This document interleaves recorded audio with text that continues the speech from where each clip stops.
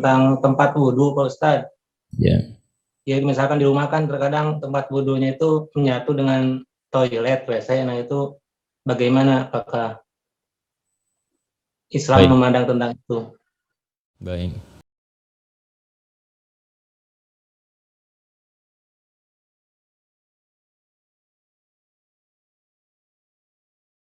Ini barangkali juga mewakili pertanyaan dari saudara-saudari kita yang lain terkait dengan hal yang dimaksudkan.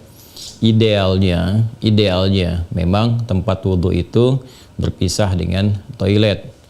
Mengapa? Karena di dalam tempat wudhu itu kita juga menyertakan ya berbagai macam kalimat-kalimat thayyibah yang mengiringi proses wudhu, baik sebelum ataupun setelah wudhu itu dilangsungkan. Ya, bukankah kita saat berwudu kan mengucapkan bismillahirrahmanirrahim, kan? Sebagai mula kita mengerjakan segala kebaikan dengan dasar yang Nabi sabdakan, kullu amrin tibalin la yubda'u fihi bismillahirrahmanirrahim fahuwa abtar.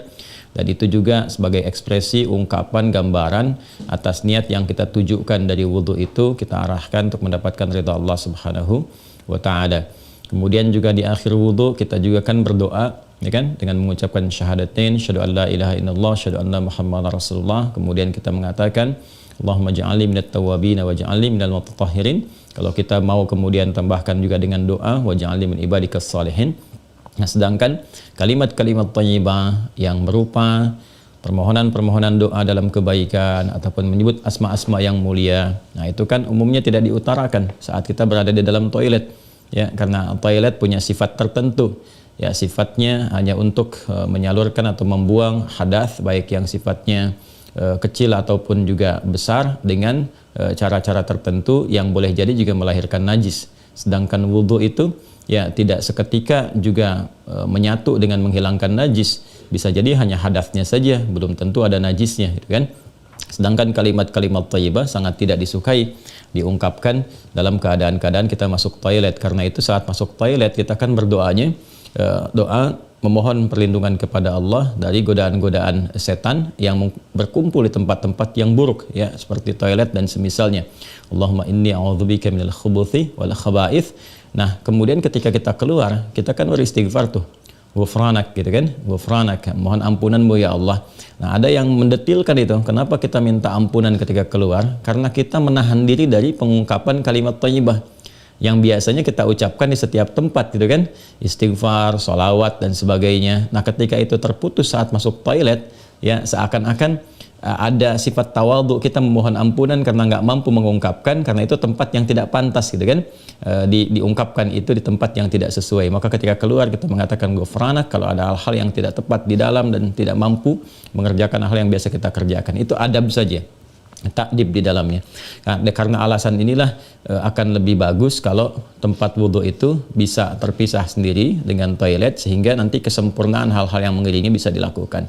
Bila pun memang keadaannya tidak memungkinkan dan hanya ada itu dan bisa didapatkan di dalam berbagai kondisi, ya, Anda ke mall misalnya kan, tidak ada tempat spesifik wudhu, taruhlah gitu, demikian kondisinya, atau bahkan dalam kondisi tertentu, bahkan saat haji atau umrah yang begitu padat tempat wudhunya misalnya, dan Anda hanya menemukan ada toilet tapi ada keran yang disiapkan terpisah, gitu kan, di dalamnya itu.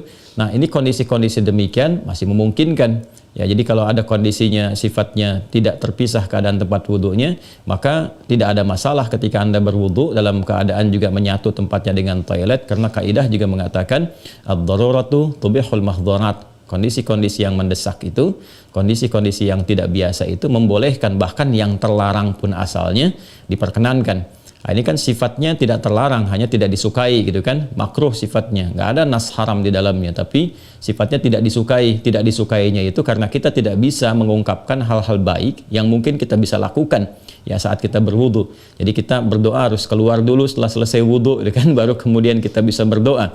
Ataupun bismillahirrahmanirrahim hanya kita bisa ungkapkan dalam hati, nggak bisa kita lafadzkan, gitu kan.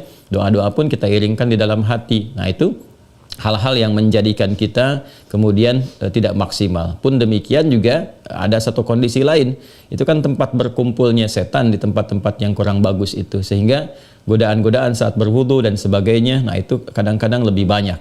Nah, ini tentunya juga di satu sisi tidak berlaku juga ya kondisi ini saat misalnya kalau mandi besar. Kadang-kadang kan juga tempatnya menyatu juga dengan toilet. Kan mandi besar juga berlangsung wudhu di dalamnya, ya kan? Nah, ini kita harus fleksibel juga dalam kondisi-kondisi demikian. Jadi ini yang mau saya katakan, tidak berhukum haram itu bisa dilakukan. Kalau tempatnya kita misalnya memungkinkan untuk berpisah, bagus ada dipisahkan. Tapi kalau menyatu pun tidak ada masalah, ya kan? Tidak ada masalah sepanjang dalam keadaan-keadaan darurat tertentu dan tidak berhukum haram. Ya, apa dalilnya? Yang tadi saya sampaikan. Ya, tidak ada nas spesifik mengharamkannya, dan kadang-kadang kita mandi besar juga ya, al-ghuslu dari janabah dan semacamnya juga berlangsung, dan dalam mandi besar juga ada wudhu. Namun barangkali kesempurnaan itu tidak bisa kita iringkan dengan kalimat-kalimat thayyibah yang diungkapkan, hanya dalam hati kita lakukan.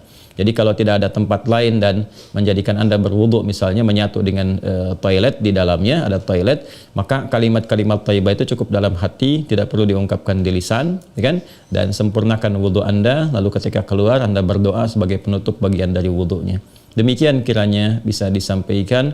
Wallahu ta'ala a'lam bissawab. Dan sebelum saya menutup, ada sesuatu yang sangat menarik ketika Ibnu Abbas radhiyallahu taala anhuma menyampaikan kisah Nabi sallallahu alaihi wasallam ya saat beliau berada di kediamannya Sayyidah Maimunah radhiyallahu taala anha, dan malamnya kemudian bangun ya, bangkit dari tidurnya, duduk dulu menghilangkan bekas ngantuk.